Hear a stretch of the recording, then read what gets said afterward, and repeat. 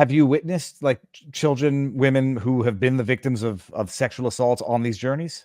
I've told the story a couple times, like a very close like supervisor, somebody that's above me. They're not even really supposed to. He's like, he called me after. He's like, listen, dude, like there's a situation where this girl, when I was when I was just like a line agent like you before I moved up, he's like, I saw she had told me in Spanish, and I had somebody else that fluently speaks Spanish better than me, like a native speaker, like this girl saying, this guy raped me. He's taking me to Washington to sell me. Like, please help me. And then HSI, the head of the station, like their special agent in charge, came in, took the girl with a couple other agents in a room, spoke to her for like up to 2 hours, he said. And she came back and retold the story of, no, nothing's wrong. So whatever they said to her must have made her change her story. And then we sent that girl with the people she was claiming raping her and going to sell her up to Washington for free. Think about how sick that is. And he reported it, went through like our internal investigation, our internal affairs, and they said, well, there was a confidential informant inside that vehicle, so we didn't want to blow his cover, so we had to keep it the same. It's like, what are you talking about? Immediately, you have to remove that girl. What's HSI? Homeland Security Investigations. ICE. They're like a they're a big agency, man. These are the guys that are like supposedly protecting America, man. But this is one of the many stories that, first of all, we've all heard horror stories, but we've heard the stories of human trafficking. Children, they get their rape kits along the way, and so this is a specific example of a girl who said these people are raping me and taking me to sell me in DC, and the excuse given for why they were reunited is that there was a confidential human source involved in the project? Washington State. So she was saying Washington State. Then I don't think you understand how rare it is for the top head of an HSI station to come to a Border Patrol station. He showed up with a couple other agents. Like, that's like so rare. I've never seen the head of a Homeland Security investigation station show up at a Border Patrol station. I've never seen it. It's rare. And then they took her into a room for 2 hours. She changed her story. And then they kept that group together and sent them as a group to Washington. They didn't do anything to the men that she claimed raped her. Nothing. They weren't charged. They were rewarded, and they kept it going. And when he reported it, it was a big thing. Like, this guy's like, like, what do you think that did to him? You know what I mean? Like, he had to watch that occur. And then he reported it further, and they did an internal investigation. And their excuse to him was, somebody in that car is a snitch for us, essentially, confidential informant. He's snitching, giving us info. We didn't want to out him. So we kept that group together. And do these individuals or others who have similar and potentially more egregious experiences, are they tempted to come forward? Like, what happens if and when they do? What's happened to you for coming forward and saying what you said, which is by and large stuff that we all already know, but when you have someone who's frontline, you can't really deny their experience. What has happened to you? Because I've seen a lot of stuff on Twitter in terms of sanctions and reprimands and threats to remove security clearance? So basically, the first thing that happened was I got a memorandum, which I got like, to explain yourself. They said, where did you get they asked a bunch of questions about the movie. I answered them. I'm not hiding the ball. I'm not going to lie. Like, if I do something, I'm not going to throw a curveball. I'm throwing a fastball down the middle of the plate. So were you in the movie? Yes. This, and the third. Told them all the truth because I'm not going to lie.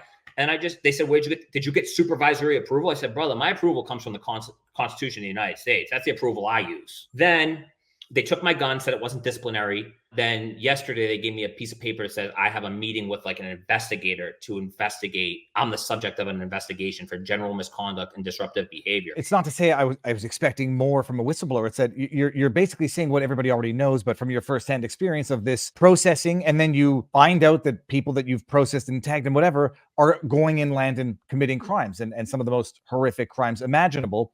And then you get these jackass elitists in the ivory tower saying, well, don't worry about it. It's only a handful of apartment buildings. I don't know what people are expecting me to divulge is already not out there, but it also helps my cause. It's like, I'm not giving away operational security stuff. I'm not like giving away stuff that the public doesn't know. I'm just confirming, and I'm the symbol. My goal is to be the symbol of somebody that it's like, if I was not in this job, I'd be like, when is somebody going to step up and say this is wrong? I'm the symbol of saying this is wrong. The reality is you're confirming what people are denying, and you're just getting down saying, yeah, the emperor has no clothes, and like, no, he's fully clothed. Like, no, I'm working the front line. So, and this is what's just mind-blowing about it.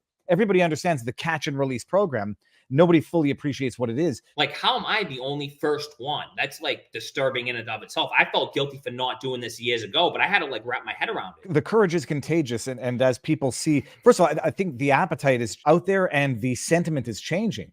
And it's like you can only deny the effects of Chernobyl for so long before the people start saying you're lying to us day in and day out. I think it's all by design, I'm assuming. I genuinely believe it is. It's importing votes because you create such a massive problem that you end up saying what they're saying now. How do we deport so many people? How did you let them in the first place? So now, what's their end game? What's the end game is to naturalize all of them, and then you buy the votes that you can't earn through policy. They'll be so rich and wealthy that they don't have to worry about the consequences of their policy. That's basically their long-term plan, and they get to control people. I mean, what is more what's what I'm looking for, like that derives some form of like power pleasure than by controlling other human beings.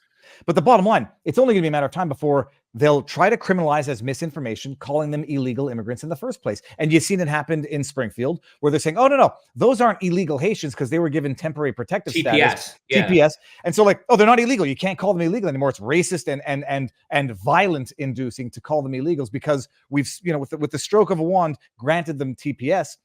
Stroke of that same wand, legalize 15 million illegals that you've let in. Yeah, and then you can. When was the last day that you worked the southern border? September 23. September 2023. Mm-hmm. Then you went where? You went to the northern border? Yeah, just because I was like, I actually love the guys in my station. It was like an awesome station. Like I got along with my chief, dude, great dude. I mean, probably doesn't want me saying that because I'm like the pariah, but like everyone, and like some guys will now say like, oh, he was a POS. Like, guys get like mad because I speak out, but for the most part, dude, there's like 100 guys I love there, but I'm from Mass. The closest I could get to Mass was Vermont. The opportunity arose. Maybe it was because I was speaking out there because I was, and I didn't want to see, I knew that like the encounters were less up in the northern border. I'm like, I can't continue to watch this, dude.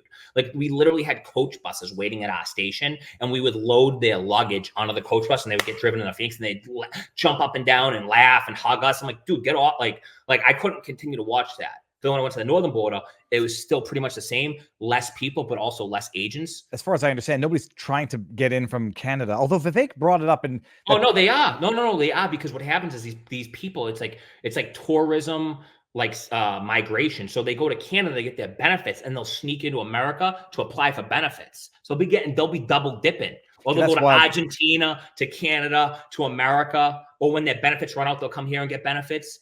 Like we had, like my sector had, and this is open source information, 19,000 apprehensions. The more, or like some crazy amount at the northern border, at the Vermont-Quebec border? Swanton sector, which is Vermont, parts of New York, Eastern New York. Wow. But like they're all, most of them, not all, a lot of them are give ups. And then there's fields, at half the fields in Canada, half in America, there's no wall. So you can drive, they're driving in, we're arresting them. And no crimes happening. We're still giving them a court date, even though they're taking us on a chase. They're not being prosecuted. It's just a free-for-all, man. I was also under the impression that the majority were crossing over into Canada because Eric Adams was shipping them from New York, getting them bus tickets and saying, go be Canada's problem because we're maxed out. We do have northbounders. Yeah, there's people that just run into Canada. Like, it's a free-for-all, dude. It's like, they get money on this side, get money on that side. I mean, typically there's more guns in this country, so they're going to be taking guns. They're going to be typically going northbound. So how do you decide to contact James, and how does it come about, and when did it come about, if I can ask you those questions? He was doing like work in Phoenix, and like I said, I just reached out to him and said, you're good, but you're not even close. And that was like in January or like this January, like this year, 2024. Yeah. You have to have one event that is the most insane personal experience you've had during your time as a border patrol on the southern border. Yeah, and like any agent, it's crazy. It's a crazy job. Like my first 1 or 2 days, dude, like we had like a clone vehicle, like one of our departments is like a U.S. Fish and Wildlife. It's like a federal game warden, I guess. I really don't know what they are. It was a clone vehicle. We chased it. There was 7 people in it, like hundreds of pounds of drugs. Like I don't even know what type of drugs. The car flipped over. Literally, my first or second day on the job, it was like upside down. We're the first on scene. The guy opens the door and it's just me in front of these people. I don't know if they had guns. I didn't even take my gun out. Now I'd like approach it cautiously and like go through the motions. But like I just showed up. I'm like, here I am. They could have shot and killed me. There's like people mangled up in the car. Like I like rip them out of the car. The car started smoking. I took my baton out, whacked the windshield, got in through the windshield, ripped the keys out, threw them. The guys were like, the driver ran this way. They had uniforms on as like Fish and Wildlife wardens. It was like my second day of work, our first day on the field. I'm like, this place is awesome, dude. Like, let's go. Like that was probably like the most wild, and it happened right on my first week of work. You're dealing with actual drug traffickers. It's not a handcuff, take them back to the border, just slip them over say, here you go, Mexico. You don't even do that with them. Like, what do? Do they go to jail in No, America? back that I think they prosecuted him. Like, you don't. It's compartmentalized. Like, I don't know. I'm not in the. Well, but we have a prosecutions unit. Like, you just go back out to the field the next day. You're not like checking up on it. Prosecuting them is like using taxpayer dollars, taxpayer resources, American jails. Take the, it would be very simple. Catch and release, catch everybody who comes across illegally, put them in a bus, take them back over the border of Mexico, and let them reprocess from that border crossing, either asylum, legit, or other means. But bring them back in so that it's not America that has to deal with even prosecuting and incarcerating illegal drug trafficking border crossers. You're still working up at the northern border? For now, yeah. I mean, I'm the weaponless border patrol agent, dude. You know what I mean? It's my friend's father called me. He's like, you're the weaponless agent. You know what I mean? You can't even defend yourself against the moose. Yeah, no, I'm just in the admin. I'm just, yeah. I mean, they try to humiliate you, delegitimize me, embarrass me, say I'm this, ad hominem attack me, but they haven't called me a liar. They have not called me a liar, dude.